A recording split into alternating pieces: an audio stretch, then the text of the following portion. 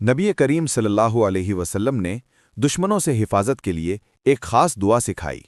अल्लाहुम्मा इन्ना नजअलुका फी नुहूरिहिम व नऊज़ु बिका मिन शुरूरिहिम।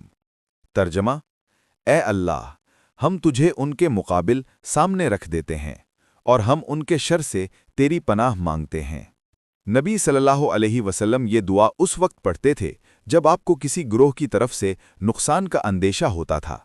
ये दुआ अल्लाह की हिफाजत तलब करने का एक ताकतवर जरिया है। इन आमाल को अपनाने का तरीका अफराद के लिए सूरतुल काफिरून और ऊपर बयान करदा दुआ को अपनी रोज़मर्रा ज़िंदगी में शामिल करें, ख़ास तौर पर परेशानी, खौफ या गैर यकीनी हालात में। जमातों और कम्युनिटी के लिए इज्तिमाआत या अहम मौक़े से पहले इज्तिमाई तौर पर इन अज़कार और दुआओं की तिलावत की तरगीब दें ताकि इत्तेहाद और रूहानी मजबूती पैदा हो।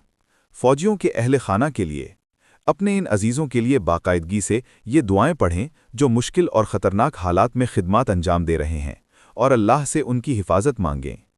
इन रूहानी आमाल की पाबंदी से अदायगी से मुसलमान सुकून और ताकत हासिल करते हैं, अपने तमाम मामलात अल्लाह के सुपुर्द करते हैं और आजमाइशों के वक्त अपने ईमान को मज़ीद मजबूत बनाते हैं। अगर ये बात तुम्हारे दिल तक पहुंची है तो इसे किसी और के दिल तक भी पहुंचने दो।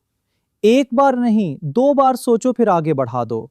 ये पैगाम सिर्फ तुम्हारे लिए नहीं, ये पूरी इंसानियत के लिए है, लिहाजा इसे खुद तक महदूद ना रखो।